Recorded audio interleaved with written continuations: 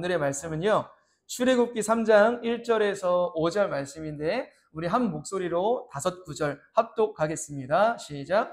모세가 그의 장인 미디안 제사장 이드로의 양떼를 치더니 그떼를 광야 서쪽으로 인도하여 하나님의 산 호렙에 이르매 여호와의 사자가 떨기나무 가운데로부터 나오는 불꽃 안에서 그에게 나타나시니라. 그가 보니 떨기나무에 불이 붙었으나 그 떨기나무가 사라지지 아니하는지라. 이에 모세가 이르되 내가 돌이켜 가서 이 큰 광경을 보리라. 떨기나무가 어찌하여 타지 아니하는고 하니 그때에 여호와께서 그가 보려고 돌이켜 오는 것을 보신지라. 하나님이 떨기나무 가운데서 그를 불러 이르시되 모세야 모세야 하시매 그가 이르되 내가 여기 있나이다. 하나님이 이르시되 이리로 가까이 오지 말라. 내가 선 곳은 거룩한 땅이니 내 발에서 신을 벗으라. 아멘. 오늘 말씀 제목은 내 발에 신을 벗으라입니다. 자, 우리가 모세 하면 떠오르는 사건들이 많습니다. 죽음의 위협을 피해 갈대 상자에 담겨 나일강을 이렇게 지나온 사건도 있고요. 또 이집트 공주의 양자가 된 사건도 있죠. 다 아시는 사건이에요. 떨기나무의 불꽃 가운데 하나님께 소명을 받은 사건, 오늘 나눠볼 사건이기도 하고요.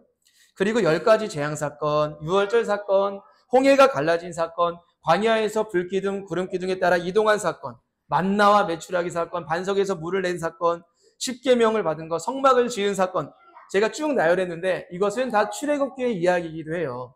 아마 여러분들이 잊고 지내왔다가도 제가 나열했을 때 맞아 하면서 머릿속에 그려지신 분들도 있을 것이고 생소하다라고 생각하는 분들도 있을 것 같아요. 상관이 없습니다. 왜냐하면 우리가 앞으로 나눠볼 이야기이기 때문에 괜찮아요. 자, 이 중에서 가장 핵심적이고 우리에게 꼭 필요한 말씀들을 짚어서 살펴보려고 합니다. 자, 모세의 인생이 혹시 어떻게 나눠지는지 아십니까? 모세는 몇 살까지 산지 아십니까? 120세까지 살았어요. 이제 우리가 100세 시대를 넘어 또 120세 시대를 향하여 나아가고 있는데 모세는 120세까지 살았고요. 크게 3등분으로 나눠볼 수가 있어요. 이렇게 나눠볼 수가 있는데요. 1세부터 40세 때까지는 어떤 인생 살았을까요? 왕자. 공주의 양자가 되어 이집트 애굽에서 좀 이렇게 자존감 높고 자신감 넘치는 그런 인생을 40세까지 살았고요. 그런데 40세에 어떤 일이 있었냐면 모세는 자신이 히브리인인 걸 알았어요. 근데 동족들이 노예였죠. 근데 노예가 이집트 관리인에게 학대당하는 것을 보고 견디지 못해서 죽일 마음까지 아니었는데 어떻게 하다 죽이게 돼요. 이집트 관리인을 죽이게 되고 너무나 무서운 나머지 도피하게 됩니다. 도망가게 돼요. 왜냐하면 그것이 발각되면 너 히브리인이라 그럴 줄 알았어 라고 하면서 모세에게도 큰 손해가 입힐 걸 두려워서 도망가게 돼요. 미디안 광야로 도망가는데 미디안 광야는 어디냐면 광야 가운데에서도 이집트랑 가까운 광야가 있는데 미디안은 완전히 끝자락이에요. 그러니까 모세가 얼마나 두려웠나 싶은 것을 짐작해 볼 수 있죠. 가장 끝으로 도망가고요. 도망자의 삶을 살아가는데 41세부터 80세까지 약 40년 동안 도망자로서, 근데 또 여기에서 결혼도 하고 애도 낳아요. 40년 동안 도망자, 실패자, 정처 없는 방황하는 인생을 살아갑니다. 자, 마지막 등분에서는 어떻게 써 있습니까? 81세부터 120세까지 어떤 삶을 살냐면 소명자의 삶을 살아갑니다. 떨기나무에서 앞에서 하나님께 부르심을 입어서 이스라엘 백성들을 출애굽시키는, 탈출시키는 소명자로서, 사명자로서 40년을 살아가다가 하나님께 부르심을 받아 하늘나라로 가게 되죠. 자, 우리는 이 셋 중에서 어디를 살펴볼 거냐? 이 두 가지는 생략합니다. 알았죠? 이 부분만 살펴볼 거예요. 모세의 81세부터 120세까지의 삶. 그러니까 즉 하나님께 부르심을 입은 사건부터 이스라엘 백성들을 끌고 나와서 광야 생활을 어떻게 했는지 이런 것들을 우리가 좀 간추려서 살펴보려고 해요. 그래서 우리가 하나하나 살펴보면서 하나님은 어떤 분이신지, 그리고 우리가 하나님 앞에 어떤 자세로 나아가야 되는지 오늘은 그걸 좀 살펴보려고 합니다. 자, 이제 우리가 좀 이야기를 나눠보려고 해요. 여기서부터 우리가 귀를 쫑긋 세우고 집중해야 오늘 말씀은 이것이구나를 알 수 있습니다. 왜냐하면 쭉 줄거리가 쭉 진행이 되기 때문이에요. 자, 80세가 된 모세가 어느 날 자기의 양이 아니라 장인 어른의 재산에 속해 있는 양들을 치기 위해서 호렙산에 이르렀다고 합니다. 그런데 좀 의아한 것은 80세가 되었으면은 남의 양을 칠 것이 아니라 자신의 재산에 속해 있는 양들을 칠 만도 하죠.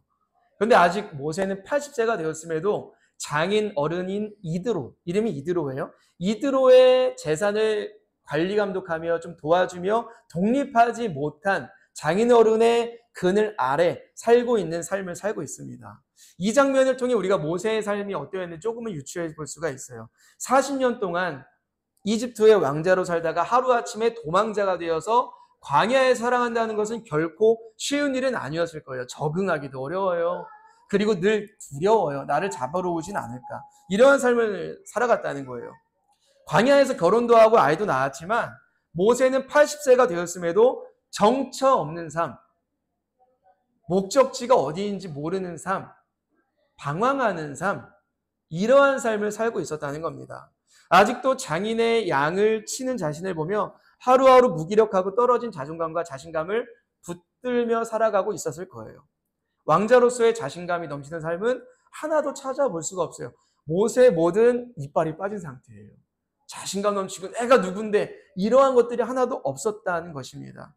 하나님은 이러할 때에, 그러니까 모세가 모든 이빨이 다 빠지고 삶의 기력이 없을 때, 마음의 기력도 빠졌을 그때에 찾아오셨다라는 거예요. 근데 이럴 때가 많은 것 같아요. 저도 그렇고요. 아마 여러분들의 삶도 그럴 수도 있어요. 내가 자신감 넘치고 뭔가 다 해볼 수 있다라는 때는 사실은 하나님 잘 찾지 않게 됩니다. 하나님, 나는 정말 힘이 없습니다. 나의 힘으로 할 수 있는 것이 없습니다. 하나님, 나 어디로 가야 합니까? 라는 낮아진 마음, 가난한 마음이 되었을 때 비로소 하나님이 내 안에 찾아오심을 경험할 때가 우리가 있다는 것이고요. 저도 요즘에 그런 것들을 좀 경험하고 있는 것 같기도 해요. 그때 모세를 만나 주셨다는 거예요. 정처 없던 그때, 힘없던 그때, 그 장면을 함께 읽어보겠습니다. 1, 2절인데요. 읽어보겠습니다. 3장 1, 2절입니다. 시작. 모세가 그의 장인 미디안 제사장 이드로의 양떼를 치더니 그떼를 광야 서쪽으로 인도하여 하나님의 산 호렙에 이르매 여호와의 사자가 떨기나무 가운데로부터 나오는 불꽃 안에서 그에게 나타나시니라. 그가 보니 떨기나무에 불이 붙었으나 그 떨기나무가 사라지지 아니하는지라. 아멘. 1절의 위의 말씀을 보면 모세가 양을 데리고 호렙산에 이르렀다고 해요. 자, 호렙산의 별명이 뭐냐면 하나님의 산입니다. 그러면 호렙이라는 단어의 뜻이 좀 거룩하고 멋질 것 같지 않아요? 별명이 하나님의 산이면? 그런데 전혀 그것과는 달라요. 호렙의 뜻이 뭐냐면 폐허입니다. 폐허. 다른 말로 황무지. 또 다른 말로는 쓸모없는 땅. 호렙산의 호렙의 뜻이 그거라는 거예요. 그런데 이 호렙산이 나중에는 하나님의 산, 지금은 아니었어요. 나중에 이 모세가 모세오경을 기록하며 하나님의 산이라는 별명을 붙인 건데 지금은 아니었다는 거예요. 그런데 이 호렙산이 왜 하나님의 산이라는 별명을 갖게 되냐? 간단해요. 이 폐허 황무지 쓸모없는 땅에 하나님께서 임재하셨기 때문에 하나님의 산이 되는 거예요. 나중에 이 호렙산이 신의 산이라고도 불리우고 십계명을 받는 산이기도 하거든요.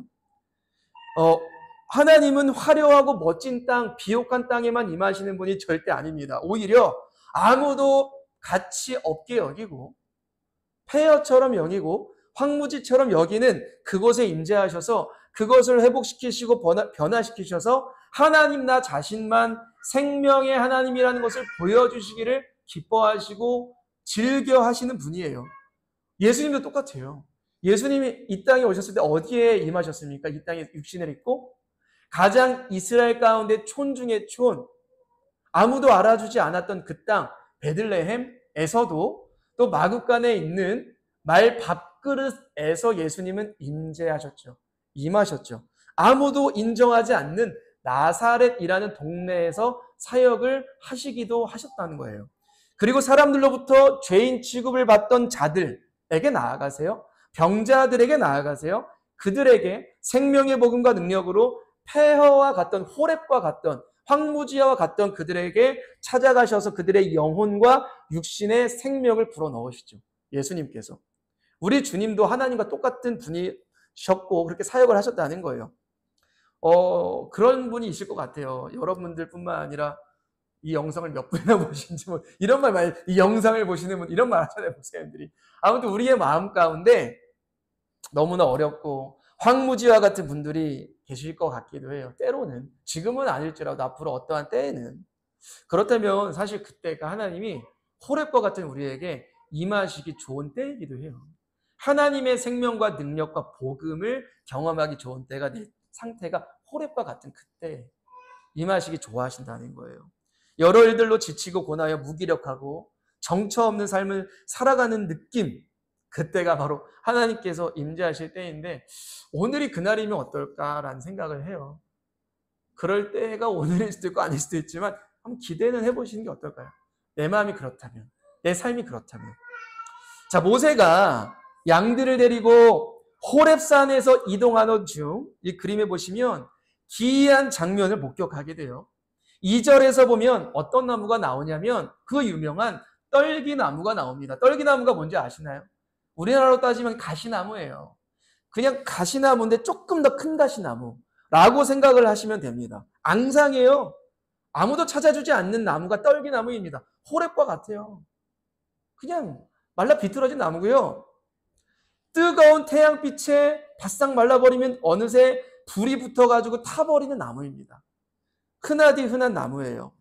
그래서 광야에서의 뜨거운 열로 인해 떨기나무가 타버린 일은 신기한 장면이 아니에요. 이 장면 자체는 신기하지 않아요. 이 장면 자체는. 그런데 지금 모세 앞에 등장한 이 떨기나무는 신기했어요. 왜 신기할까요? 이 떨기나무가 불 붙으면 싹 사라져야 되거든요. 근데 타서 연소되지 않는 거예요. 불은 붙었는데 떨기나무가 유지되는 거예요. 모세가 길 가다 봤어요. 사라지겠지 하고 무의식적으로 지나가는데요. 불이 붙었는데 안 사라지는 거예요. 떨기나무가 타서 연소되지가 않는 거예요. 그게 신기했던 거예요. 모세에게는. 너무나 기이해서 모세가 가던 길을 멈추고 떨기나무 앞으로 다가갑니다. 원래 모세는 이 떨기나무에 주목한 적이 없어요. 왜요? 흔한 나무고 불 붙으면 사라지는 그런 나무니까. 무가치하고 쓸모없기 때문에. 백향목처럼 오동나무처럼 거목이 아니기 때문에. 그런데 이 앙상한 떨기나무가 처음으로 이때에 모세의 눈길을 사로잡은 거예요. 주목하게 된 겁니다. 이유가 간단하죠. 타지를 않고 있으니까. 왜 불이 붙었음에도 타지 않았을까요? 왜 연소되지 않았을까요? 이 불은 우리가 그냥 이렇게 가스불처럼 켜는 그런 평범한 불이 아니었어요. 하나님의 불이었다는 거예요. 우리가 아는 불은 연소체가 있어야 돼요. 연소체, 산소나 이런 것들을 다 불태울 수 있는 무언가 있어야 탑니다. 근데 하나님의 불은 어떤 불이었어요? 연소체가 타지 않아도 탈 수 있는 불이에요. 스스로 존재하는, 스스로 있는 불. 하나님께서 모세에게 나는 스스로 있는 자라고 말씀하시죠? 이 장면 뒤에. 마찬가지로 이 불 또한 이 가시나무가 타지 않아도 되는 거예요. 왜요? 하나님은 스스로 탈 수 있는 분이었기 때문에 그렇다는 거예요.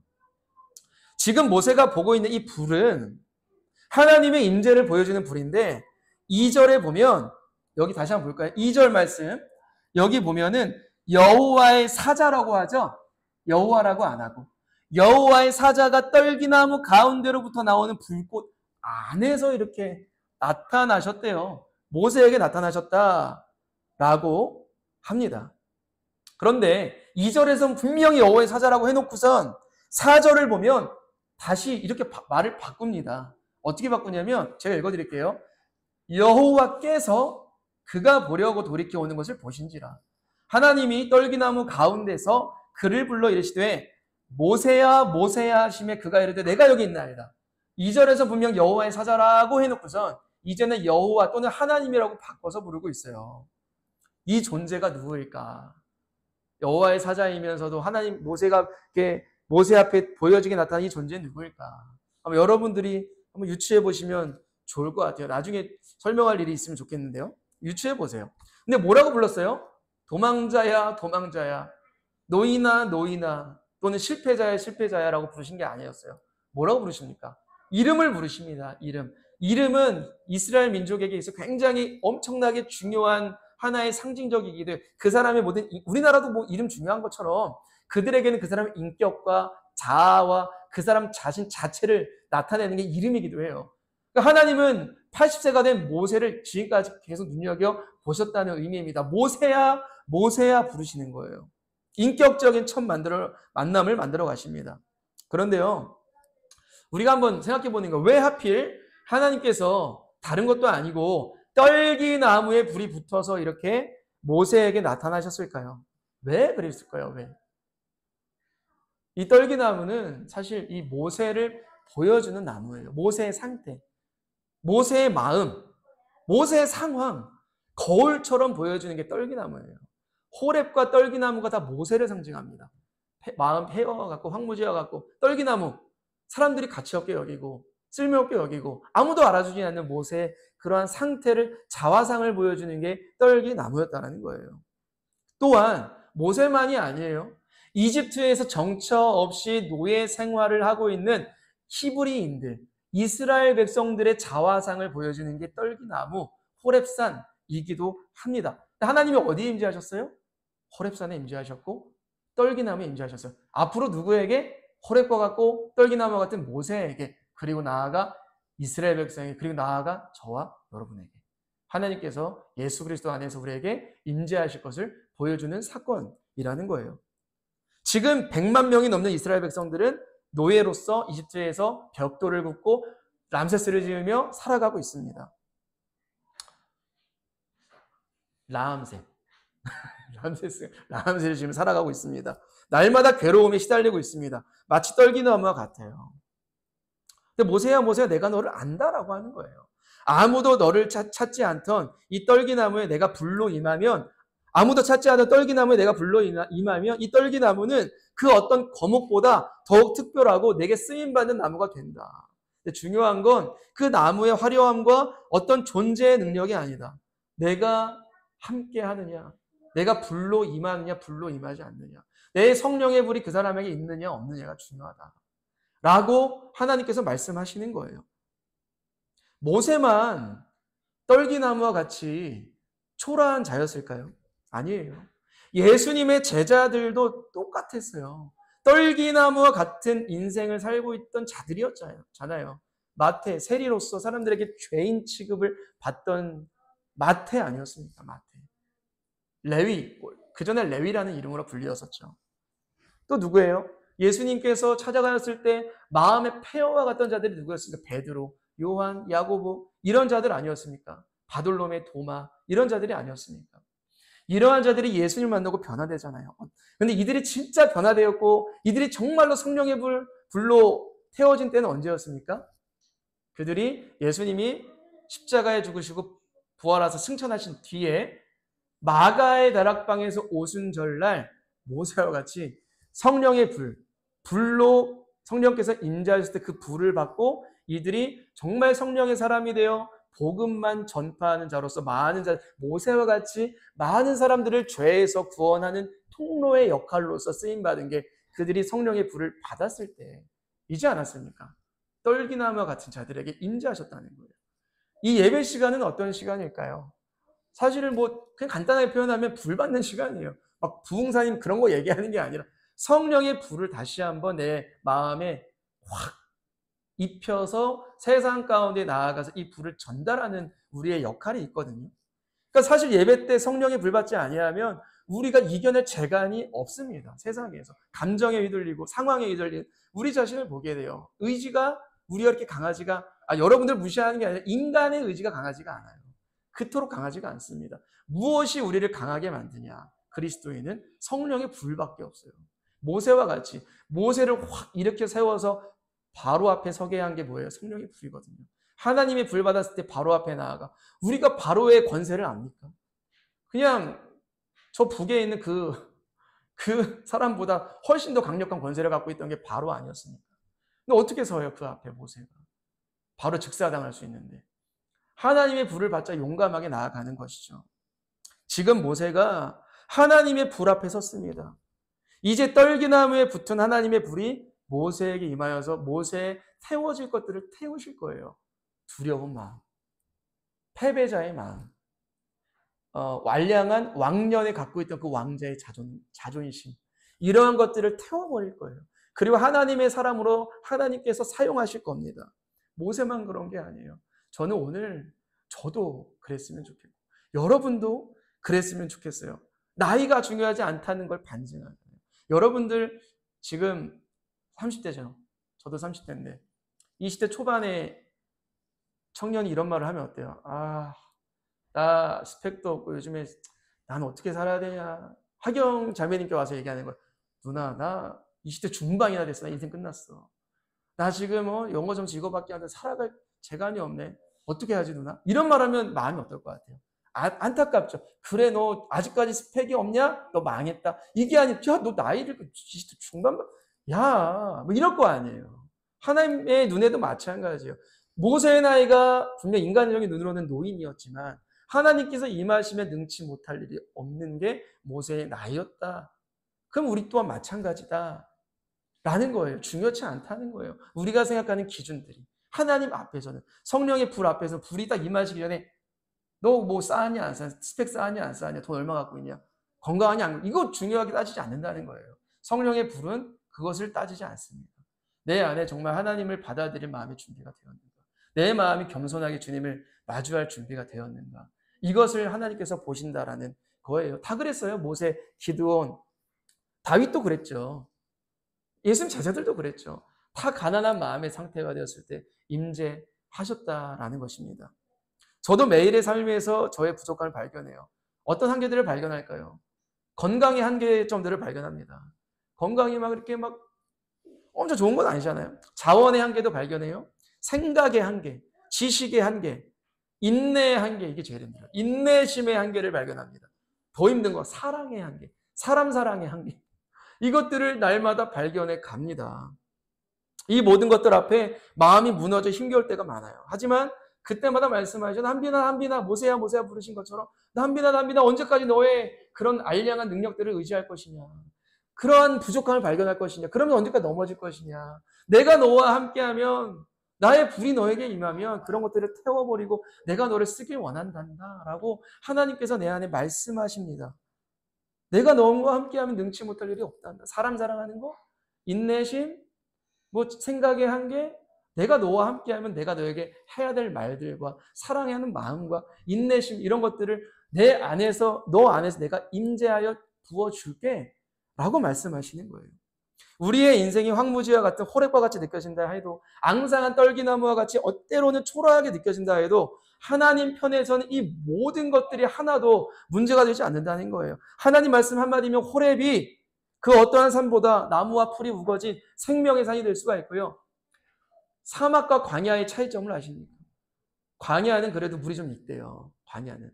가다 보면 물이 좀 많이 나온대요. 많이는 아니고 나온대요. 사막은 진짜 물 한 방울, 정말 어쩌다 한번 오아시스가 발견되는, 그걸 사막이라 그래요. 근데 하나님께서 뭐라고 말씀하십니까? 나는 사막의 강물을 낼 거다. 강이 뭐예요? 쪼로로로로 흘리는 시냇물이 아닙니다. 거대한 강물이죠. 모든 생물들이 와서 마실 수 있는. 하나님은 사막의 강물을 내신다라고 말씀하세요. 그런 찬양도 있잖아요. 사막의 강물과 길을 내시는 주. 말씀하시잖아요. 그런 것처럼 하나님은 그러한 마음 가운데 있는 사막과 같은 마음인 자에게 강물과 같은 생명을 내십니다. 시냇가를 내시는 거예요. 이제 하나님은 모세를 통해 그렇게 역사하실 거예요. 수많은 백성 살리시고 이스라엘 백성들을 하나님의 군사로 변화시킬 거예요. 그 이야기가 어디 이야기예요? 출애굽기 이야기. 출애굽기 이야기입니다. 자, 그런데요, 이제 마지막 이 부분 살펴보고 마칠 거예요. 모세가 떨기나무에 붙은 하나님의 불, 하나님과 동행하기 직전에 해야 될 하나의 중요한 단계가 있어요. 오늘 말씀의 제목이기도 해요. 뭘까요? 5절 한번 읽어볼게요. 5절 함께 읽겠습니다. 시작. 하나님이 이르시되 이리로 가까이 오지 말라. 네가 선 곳은 거룩한 땅이니 네 발에서 신을 벗으라. 떨기나무 앞에 선 모세에게 하나님은 네가 선 곳은 거룩하다. 모세는 단 한 번도 호렙산 보고 거룩한 산이라고 생각했던 적이 없을 거예요. 40년 동안. 근데 하나님 말씀하시는 거예요. 폐허 황무지 다 필요 없고 내가 임하면 거룩한 산이 돼.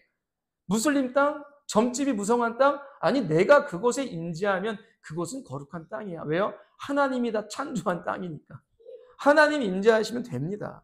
하나님은 그 거룩한 땅에 있는 모세에게 너의 발에 신고 있는 신발을 벗으라 라고 말씀하세요. 이 땅, 이 광야의 호렙산은요, 이 신발 없으면 큰일 나요. 뜨거워서 큰일 납니다. 벗으라고 말씀하시는 거예요. 왜 갑자기 모세에게 신발 벗으라고 했을까요? 신발이 더러워서요? 왜 벗으라고 했을까요? 이력서라는 단어를 우리가 잘 알죠. 그냥 많이 써봤으니까. 이력서라는 단어의 이 자가 어떤 한자인지 아시죠?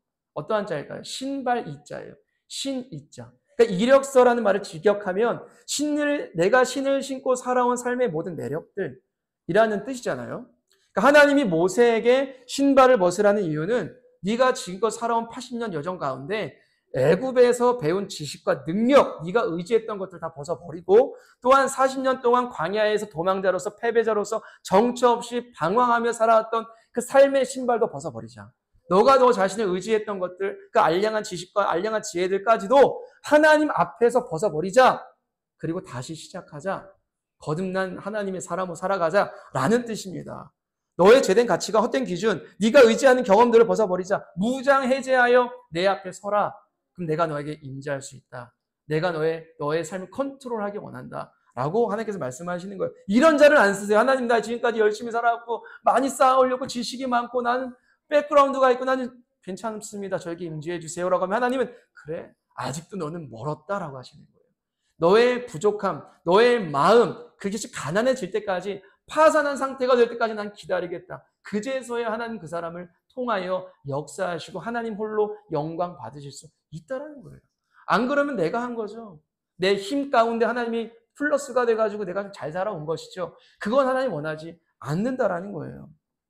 우리는 우리 자신을 하나님 앞에 온전히 내려놓을 때 하나님의 부를 받을 수 있습니다. 나를 부정하고서야 비로소 우리는 하나님의 소명을 받아 하나님의 목적된 삶으로 가슴 벅찬 영적인 기쁨 충만한 삶을 살아갈 수 있다는 거예요. 하나님의 불이 내 안에 임할 때. 근데 그 전에 우리의 신을 하나님 앞에 벗어 버리는 단계가 중요하다는 거예요.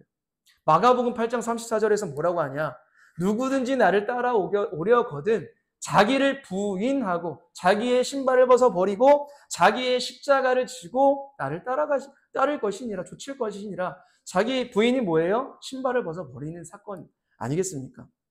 주님의 말씀으로 날마다 내가 세운 바벨탑을 무너뜨리고 철저히 깨어진 사람, 나를 휘감고 있는 헛된 생각과 헛된 자신감을 부인한 사람이야말로 자기 십자가를 지고 주님을 따를 수 있다는 말이죠. 저도요, 날마다 저의 신발을 벗어버리기를 기도하고 있어요. 매일 기도해요. 하나님, 나의 신발을 벗어버리곤 합니다. 왜냐하면 이 신발이라는 것은 한 번 벗어버렸다고 끝나지 않더라고요. 내가 어느 날 은혜 충만하게 받아서 벗어서 저 창고에다가 집어 던져버렸다고 칠게요. 내가 살아온 영혼의 신발, 더러운 신발을, 헛된 신발을. 근데 내가 또 한 번 감정적으로 어렵고 자존심 무너지는 상황을 맞이하게 되고 뭔가 사람 사랑하는 게 어려워지면 내가 저기 처박아둔 신발을 꺼내와서 다시 신발 신고 내 자존심을 내세우고 막 분노하는 자 자신을 발견하게 될 때가 있더라는 것입니다. 그러면 다시 한번 또 기도하는, 하나님 이 신발 벗어버리게 하여 주옵소서. 하나님 도와주옵소서라고 기도하는 거예요. 그럼 어김없이 이렇게 기도하다 보면 하나님께서 그 성령의 불을 내 안에 부어주시고 붙여주실 때가 있어요. 특별한 경험을 하게 돼요. 제가 이제 주중에 일하러 가잖아요. 운전하면서 한 30, 40분 운전해서 가는데 찬양을 들으면서 하나님 나 또 신발 벗어버려 기도하면서 가고 있는데 이건 농담이 아니라 성령의 불이 내 안에 임하는 것이 느껴졌어요. 왜 이렇게 뜨거운지 몰라요. 에어컨 빵빵히 틀었거든요. 너무 더운 날씨. 제가 더웠던 게 아니에요. 여러분. 진짜 내 안에 성령의 불이 임재하셔서 나 혼자 차를 타고 가며 내 안에 그 뜨거운 성령을 태워짐을 경험하는 것을 경험할 때가 여러분들도 운전 다 많이 하죠.